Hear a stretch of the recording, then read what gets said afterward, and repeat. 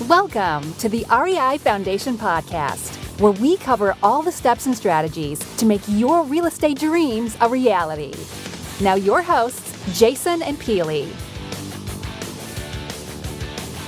Hi, everybody. Welcome again to the REI Foundation Podcast with Jason and Peely. Today is Monday.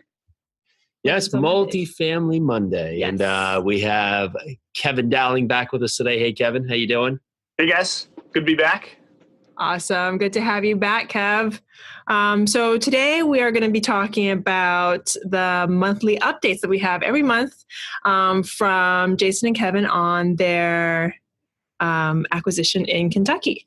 Correct. Every month we send out a monthly update to our investors just to keep them updated where our progress are, what's going in line with our projections, what we're still working on, just to size up what's been happening and where we're going from here.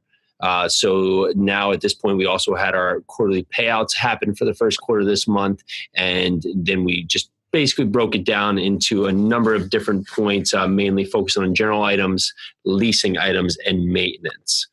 Kevin, you want to start on general? Yeah, I'll give a quick summary.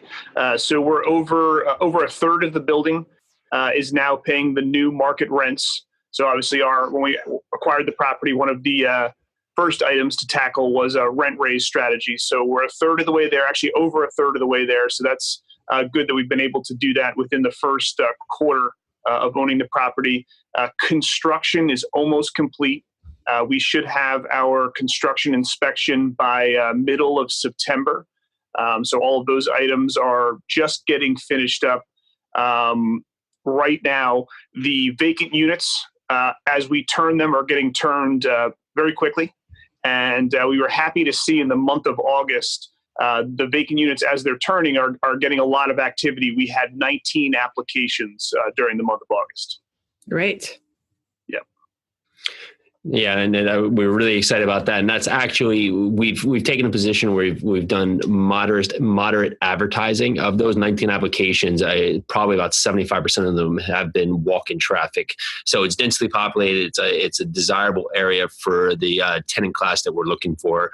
And at this point, it hasn't deemed necessary to push out on other means. We have simple Craigslist ad, some stuff up on apartments.com, and a few of the other rent sites in the area, but nothing major out there besides really signs and flyers that are out in the area bringing in that foot traffic. So that's great to see.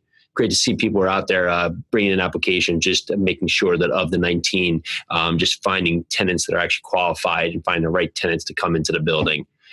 Because this building, when we took it over, there's about 600 units in the area, ours being 94. Our building stood out as one of the we'll say problem buildings. So what we're trying to do is keep all the tenants who are, of course, good tenants, good paying tenants, and want to make the property better, and slowly turn over the tenants that were problem tenants in the area. And really, as most things, you have a couple of people causing most of the trouble. We're trying to move them out and bring in new tenants to make this a better area for people to live.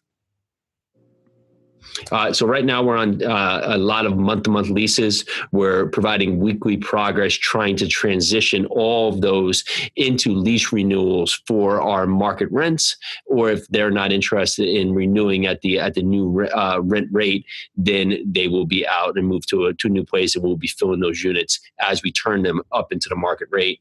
We had a couple of evictions which were left over from past ownership that are going through.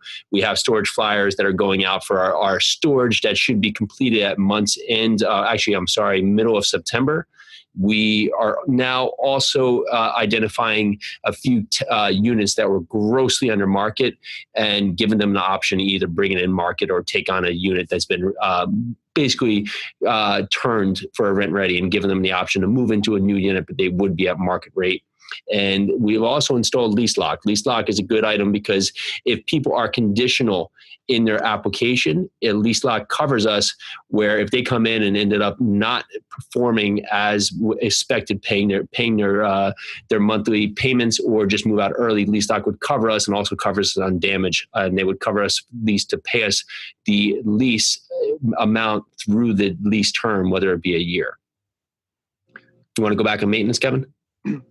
Actually, I was just going to touch on one thing. We're sticking to a pretty aggressive rent raise strategy, and we have just one thing to know. We have seen just a little bit of a spike in vacancy, a dip in occupancy because of that. But we haven't wanted to kind of slow that down at all, because given that we've gotten a third of the building already at the new rents, we want to keep that aggressive position moving forward and doing things. We're excited about the storage units, because we think that'll increase appeal, but also give folks some stickiness. They have some additional items there at the building. They might stay a little bit longer. They have personal items that they can store there, and that's additional income for us. So we're excited about that. We're also excited once construction's done to potentially start to realize the decreased expenses. Some of the stuff that, because it's an owner-paid property for water and for energy, being able to have the new boilers that are higher efficiency boilers, and being able to replace all of the toilets to bring the water bill down. We're excited to see that start to impact our expenses. So dive into that just a tiny bit, because you are not only, because when people think, okay, I'm going to buy this apartment building and I can, if the rents are below market, I can just raise the rents. Mm-hmm. Can you just do that? It doesn't sound like you are. You're not just raising the rent. You're actually adding value to the property to make that make sense. Well, yes. You have to imagine as a tenant that if new owners took over and they just ultimately just jacked up the rent on you, you would feel slighted. So what we're doing is we're improving the property. We're adding value to the property. We're increasing the landscape. We're tree trimming. We're putting up new signs. We're going into units, fixing.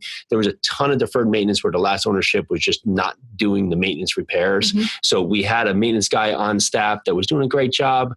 He was doing a good job, but he was moving at a snail's pace. So we've just currently put in place a new maintenance guy, and he's been crushing the repairs, just knocking them out. And that's what we want. We want the tenants to feel happy that if they come down and say, listen, I have an issue in my unit, that we're going to go out there and fix it. And we're going to put priority on getting them back and making them feel good. And with that, they have to understand that we are going to raise rents, and we're going to raise rents because we're doing all these things to make this property better. We want a better property for them to live, but it's also going to be incomparable to where all the other properties are in the area. Great.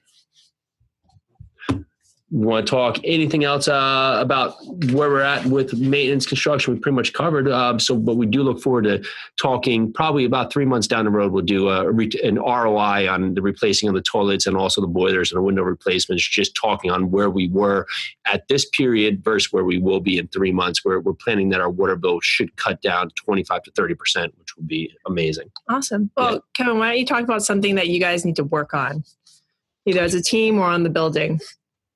I think that we could probably work on, we got the 19 applications last month, but maybe the percentage of accepted move-ins basically to lead to application. I think we could probably work on our percentages a little bit better, from getting the initial walk-in viewing of the unit to application to move-in date. We could probably decrease the time frame it takes to actually get a qualified tenant in the door to signing a lease. Those are definitely things we're working on, strategizing with the management company on kind of shortening the time frame from when a unit comes vacant to when we can actually turn it around and get it leased up. Nice. And it looks like I have some congratulations to give out to you guys about your preferred return mark. You want to talk about that a little bit, or as much as you can? Yeah, we hit our number. We hit the preferred return, which is always great. We Q1 checks to our investors were mailed out middle of August. And we're looking forward to the next couple of weeks and months, just because the construction should be done here pretty shortly. I'd love to hear about happy investors. It's always a good thing. That's great. Well, thank you both for being here. Thank you so much, Kevin. This is the REI Foundation Podcast with Jason and Peely. Multifamily Mondays. Thank you so much for listening. Bye, Kevin. Thanks, guys. Thanks for tuning into the REI Foundation Podcast. Check back next time for more awesome tips and strategies to launch your new you in real estate.